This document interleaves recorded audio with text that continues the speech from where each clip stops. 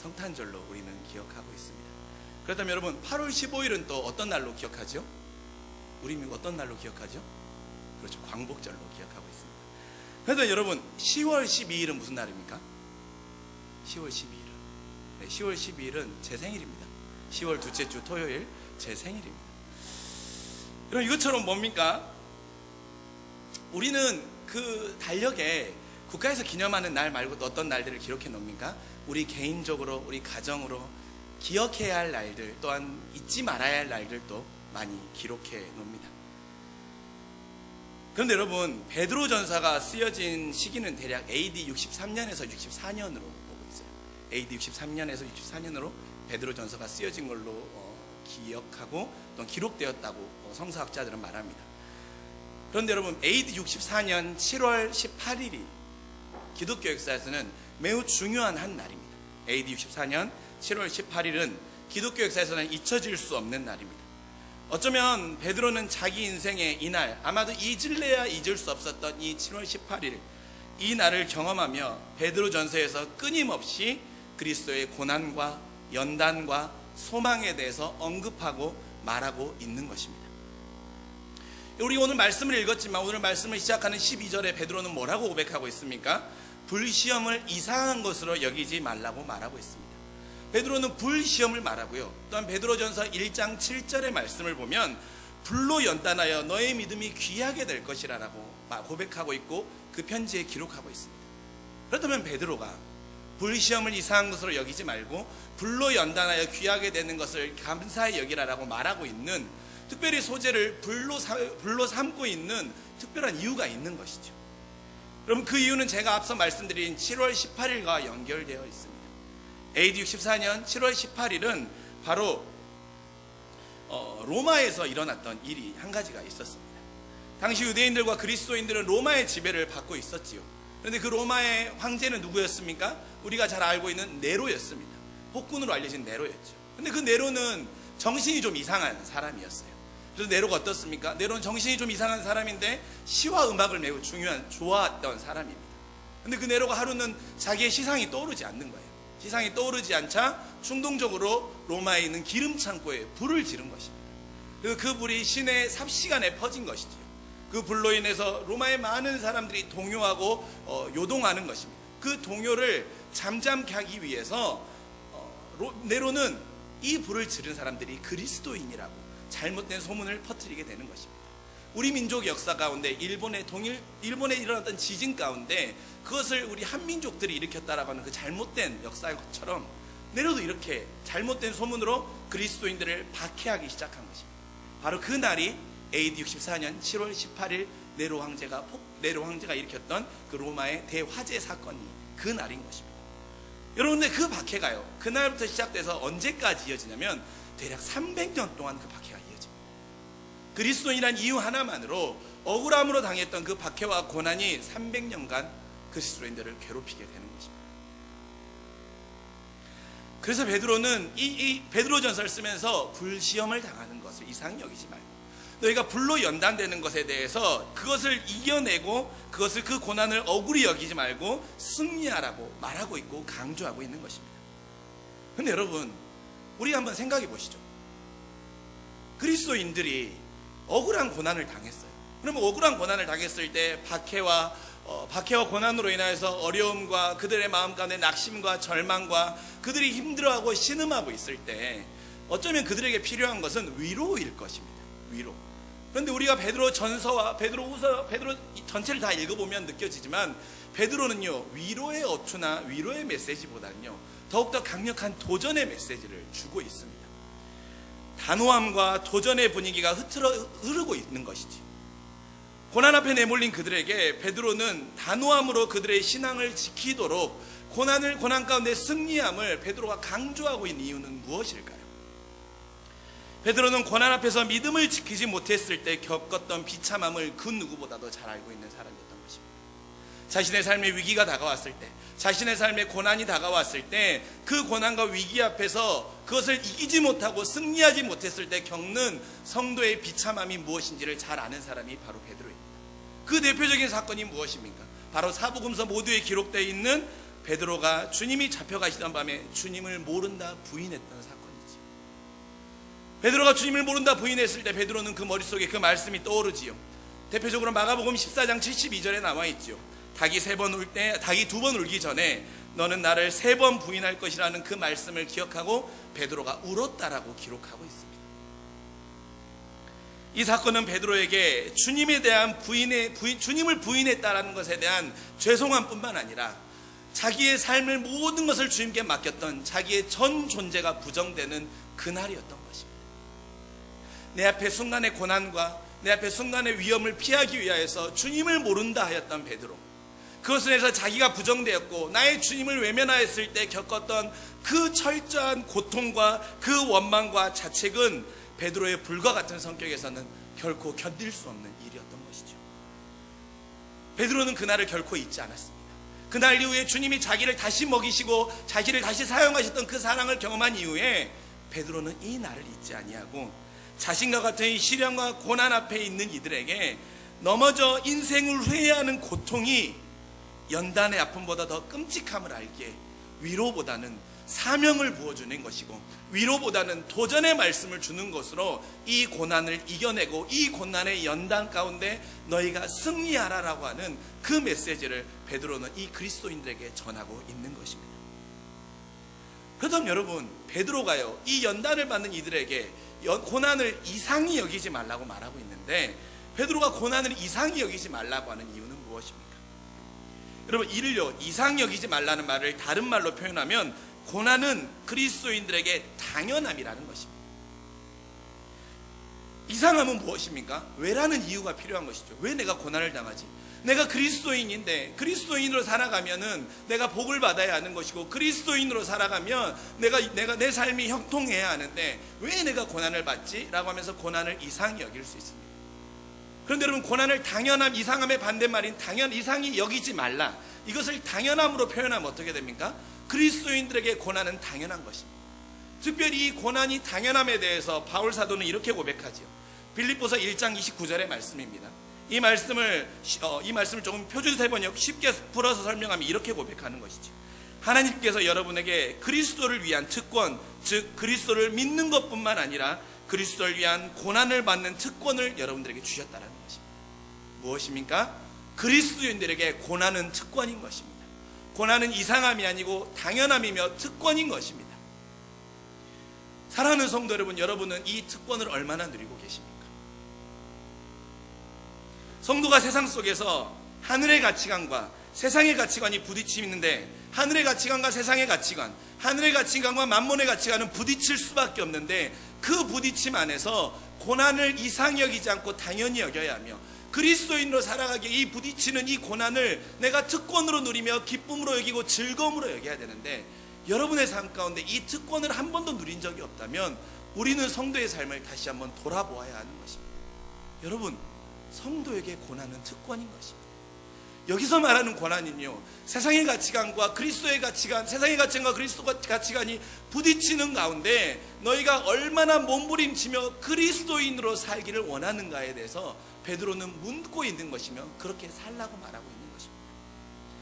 예수를 주로 고백하며 믿기에 우리에게는 하늘의 가치관을 누리며 사는 특권과 그 결과로 고난은 당연하게 여기는 것이 우리에게는 매우 당연한 성도의 특권인 것입니다. 그리고 그것이 당연한 것입니다. 그렇게 세상의 가치관과 부딪히면서 우리가 받는 고난, 이것은 이상한 것이 아니라 당연한 것이죠. 되려 고난이 없는 것이 이상한 것입니다. 여러분의 삶 가운데 그러한 고난이 없다면 우리의 신앙을 점검해 봐야 하는 거예요. 그렇게 소망합니다.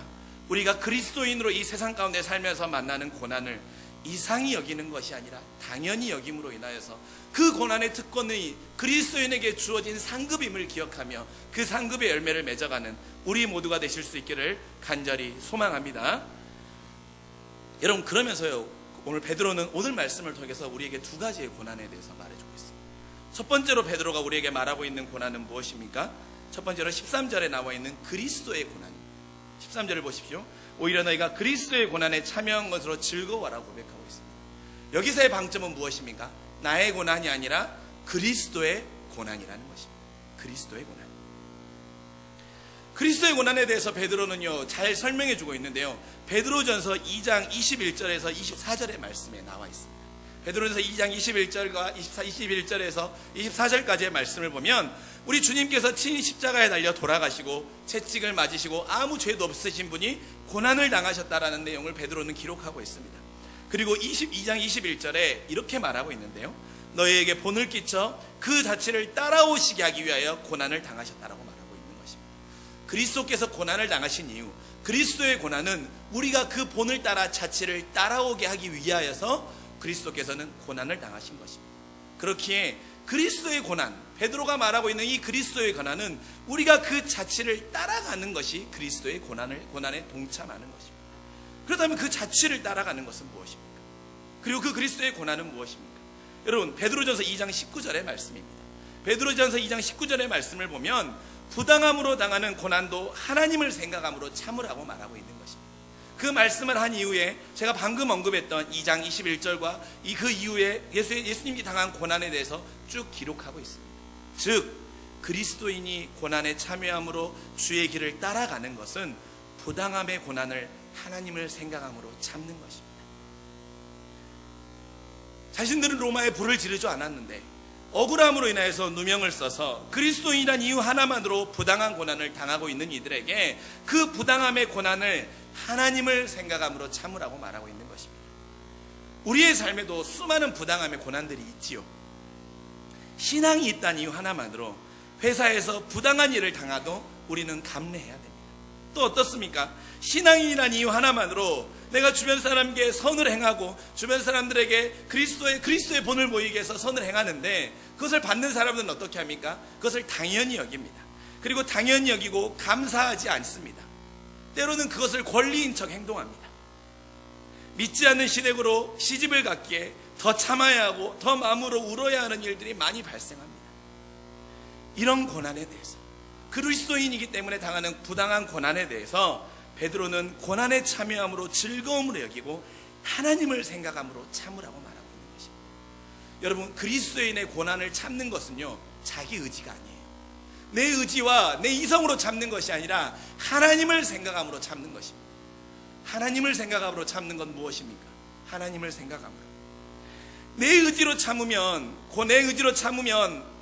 나에게 공이 돌아옵니다. 그러나 하나님을 생각하며 참는 것은 무엇입니까?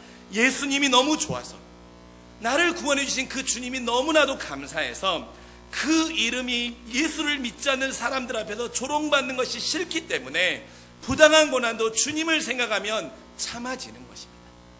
예수의 이름이 조롱받고 예수의 이름이 다른 사람들 앞에서 비난당하는 것이 너무 싫기 때문에, 나를 구원해 주신 예수님이 너무나도 좋고 그 예수님이 내 가슴 가운데 너무나도 뜨거운 사랑이기에 예수님만 생각하면 부당한 고난도 참아지는 것입니다.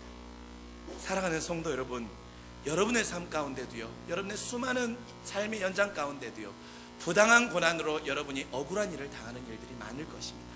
그럴 때 여러분, 우리가 예수를 생각함으로 부당한 고난을 참고 기뻐하고 하나님께 영광을 돌릴 수 있는 우리 모두가 되기를 간절히 소망합니다. 우리가 그러한 삶을 살아갈 때 오늘 4장 14절의 고백처럼 하나님의 영이 너희 위에 함께 계셔 우리에게 이길 힘을 주시는 것입니다. 그 하나님의 영이 우리 위에 함께 계시기에 우리가 그리스도를 생각하며 너무나도 좋고 그 그리스도의 이름이 나의 삶 가운데 가장 최고의 명예이고 우선순위이기에 하나님을 생각함으로 인하여서 그 부당한 고난도 감사함으로 이겨낼 수 있는 우리 모두가 되시길 주님의 이름으로 간절히 축원합니다. 두 번째로 베드로는요, 그리스도인의 고난에 대해서 16절에 고백하고 있습니다. 16절의 말씀을 보십시오. 만일 그리스도인으로 고난을 받으면 부끄러워하지 말고 도리어 그 이름으로 하나님께 영광을 돌리라고 말하고 있는 것입니다. 첫 번째는 그리스도의 고난, 부당함에 대한 고난이었다면 두 번째는 그리스도인의 고난입니다. 여러분, 당시 로마 군대는 그리스도인을 발각하는 일에 혈안이 돼 있었지요. 그래서 그리스도인이 발각되면 어떻게 됩니까? 자신의 신분이 그리스도인인 것이 들키면 어떻게 됩니까? 수많은 박해와 때로는 순교를 당해야 했습니다. 이 그리스도인들이 당했던 당시의 순교를 잘 기록해주고 있는 본문이 있지요. 히브리서 11장의 말씀 36절과 37절에 보면 이렇게 나와 있습니다. 그리스도인들이 당했던 당시의 고난은, 그리스도인들이 복음을 전하거나 그리스도인이기에 당했던 순교는 박해를 당하고 조롱을 당하고 멸시를 당하고 감옥에 갇히는 일은 허다하였고, 심지어 몸이 톱으로 켜이기도 하고 칼로 찌름을 죽임을 당하는 일들도 수많은 그런 일들이 허다하게 일어났던 것입니다. 그리스도인이라는 이유 하나만으로, 그리스도인이라는 하나만으로 그들은 목숨을 잃어야 했고, 칼로 죽임을 배임을 당해야 했고, 칼로 켜임을 당해야 했고, 자기뿐만 아니라 모든 가족들이 몰살당하는 일들이 우리 그리스도 역사 안에는 지울 수 없는 수많은 희생의 순교자의 피들이 뿌려진 것입니다. 그것이 그 당시 로마의 역사만 그렇습니까? 우리 민족의 100년의 그리스도의 역사 안에도 그리스도인이라는 그 주님의 이름을 지키기 위하여서, 내가 그리스도인이라는 그 자부심, 내가 그리스도인이라는 내 신앙의 양심과 내 믿음의 고백을 지키기 위해서 순교했던 우리 순교자의 피가 지금 우리까지도 흐르고 있는 것입니다. 여러분, 어떻게 이것이 가능합니까? 그 당시 그리스도인과 저희와 다르지 않는데, 그 당시 그리스도인들은 죽음도 불사하지 아니하고, 그 당시 그리스도인들은 자신의 가족들이, 또한 자신이 억울함으로 당하는 순교와 고난도 기쁨으로 감당할 수 있고 하나님께 영광을 돌릴 수 있었던 그 이유는 무엇입니까? 그것은 바로 베드로전서 1장 3절을 베드로전서를 쓰면서 기록하고 있는 1장 3절의 말씀, 너희에게 산 소망을 말하고 있는 것입니다. 하나님은 베드로를 통해서 그리스도인들에게 산 소망을 믿음으로 허락하신 것입니다. 당시 그리스도인들에게는 분명한 산 소망이 있었습니다. 1장 3절에 죽은 자 가운데 거듭나게 하실 산 소망이 그들에게는 분명한 확신으로 자리 잡고 있었던 것입니다. 산 소망, 죽은 자 가운데 나를 부활하게 하시고 거듭나게 하실 그 주님이 다시 오셔서, 지금은 내가 고난과 박해와 순교함으로 인하여서 지금의 삶은 핍박의 상황일지 모르지만 우리 주님이 다시 오셔서 나를 영광스럽게 해주시고 거듭난 순간 하나님과 온전한 보좌의 자리에서 기쁨을 누리게 할 것이라는 그 산 소망이 그리스도인들에게는 분명한 확신과 사실로 자리 잡고 있었던 것입니다. 강력한 부활 소망과 천국 소망이 산 소망이 되어서 고난도 견디게 하였고, 그리스도인이라는 그 이름이 들켜지고 발각되었을 때도 부끄러워하지 아니하고 오히려 하나님을 영광되게 했던 것입니다. 2019년을 살아가는 그리스도인이신 저와 여러분을 인내케 하며 연단케 하는 그 힘은 무엇입니까? 저도 가끔 제가 고난을 당하거나 제가 어려움을 당하거나 세상의 많은 가치관과 부딪힐 때, 인내하고 승리할 때 제 스스로 대견하다고 여기는 때가 있었습니다. 여러분, 그러나 그것은요 주님과 아무 관계가 없습니다. 그리스도인은 십자가의 죽음과 부활로 약속하신 그 천국의 소망이 우리를 승리케 하는 힘이 되어야 하는 것입니다. 여러분 안에 분명한 천국의 소망과 산 소망이 되시는 그리스도께서 지금 여러분이 세상을 살아가면서 부단한 고난을 당할지 모르고 그리스도인이란 이름 하나만으로 인해서 조롱을 당할지 모르지만, 그럼에도 불구하고 주님께서 다시 부활하시는 그날, 내가 주님과 함께 영광의 그날에 하나님의 이름 앞에 거룩함으로 들려질 것이라는 그 산소망이 여러분의 이 세상을 살아가는 믿음의 승리의 힘, 고난을 돌파하는 힘, 믿음을 연단케 하는 그 능력이 될 수 있기를 간절히 소망합니다.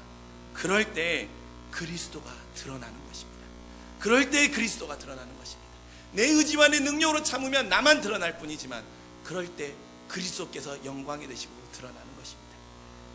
사랑하는 성도 여러분, 이제 말씀을 마치며 베드로가 당시 그리스도인과 세상 사람들에게 그리스도인들에게 했던 믿음의 도전의 말씀을 함께 나누며 이 말씀을 마치고자 합니다. 여러분, 당시 그리스도인들을 세상의 기준으로 보면 어떻습니까? 세상의 기준으로 보면 그 수많은 인생의 달력의 날들이 실패의 날들만 가득하다고 여길 수 있습니다. 박해도 당하고 조롱도 당하고 고난도 당하고 있기에 그들의 날들이 실패의 날들만 기록되어 있는 실패의 달력일 것입니다. 그러나 그 인생이 세상의 눈으로 봤을 때 실패의 달력일지 모르지만, 하나님의 눈에는 그들의 모든 날들이 다 영광으로 기록된 영광의 달력인 것입니다.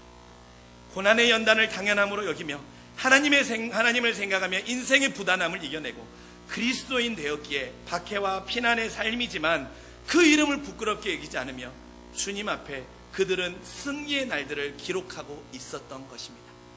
사랑하는 성도 여러분, 그렇다면 우리는 어떻게 이 승리의 날을, 오늘을 살아가는 이 시대에 기록할 수 있겠습니까? 오늘 우리가 믿음을 가지고 있다 해서 우리가 그 당시에 그리스도인과 같은 그러한 박해와 고난이 우리에게 있지는 않죠. 그렇다면 우리는 어떻게 우리의 삶 가운데 승리의 날을 기록할 수 있을까요? 베드로는 오늘 말씀 위에 있는 4장 8절의 말씀을 우리에게 믿음의 도전으로 주고 있습니다. 뜨겁게 사랑함으로 허다한 죄를 덮으라고 도전하고 있습니다. 뜨겁게 사랑함으로 모든 허다한 죄를 덮으라. 이번 한 주 또한 삶의 자리에서 여러분을 박해하는 자들과 고난의 대상을 뜨겁게 사랑하라는 것입니다. 뜨겁게 사랑하라는 것은 용서하고 인내하고 희생하고 그렇지 하고 넘어가라는 것이 아닙니다. 여러분, 진정한 뜨겁게 사랑하는 것은요, 그 나를 비난하고 박해하는 자에게도 내가 그리스도인 된 모습을 통하여서 그 심장에도 산소망을 심어주라는 것입니다. 뜨겁게 사랑하는 것은 내가 한번 참는 그런 수준이 아닙니다. 내 주변에 있는 이, 때로는 나를 박해하는 이, 때로는 나와 함께 생활하는 가운데 나를 고난 가운데 있게 하고 세상의 가치관으로 나를 유혹하고 있고 인도하는 그들에게 그것들은 잘못된 것이고 그리스도의 산소망을 그들에게 심어주는 영혼을 구원하는 그 일이 베드로는 뜨겁게 사랑하며 허다한 죄를 덮는 것이라고 우리에게 믿음의 도전을 주고 있는 것입니다. 사랑하는 성도 여러분, 내가 그리스도인이기에 부끄러움이 아니야 도리어 나를 박해하는 자에게도 그리스도인이 될 수 있는 교두보가 여러분 모두가 될 수 있기를 간절히 소망합니다. 그리하여서 아직 복음을 접하지 못하여서 세상의 가치관으로 인하여서 여러분을 비난하고 조롱하는 그들에게도 여러분이 그리스도인 되어서 그리스도의 향기를 드러내고 그리스도인 되어서 그의 심장에 산소망을 심어줌으로 인하여서 그 산소망의 복음의 구원의 그리스도의 확신이 그 마음 가운데 심어지는 그 날이 그 인생의 생명의 날, 기쁨의 날, 놀라운 회복의 날로 기록될 수 있는 우리 모두가 될 수 있도록, 또한 그 믿음의 도전으로 우리 모두가 나아갈 수 있는 그 사명을 기쁨으로 감당하는 우리 모두가 되시길 주님의 이름으로 간절히 축원합니다. 기도하겠습니다. 사랑하는 성도, 사랑하는 나의 아버지 하나님, 오늘 하나님께서 귀한 말씀을 통하여서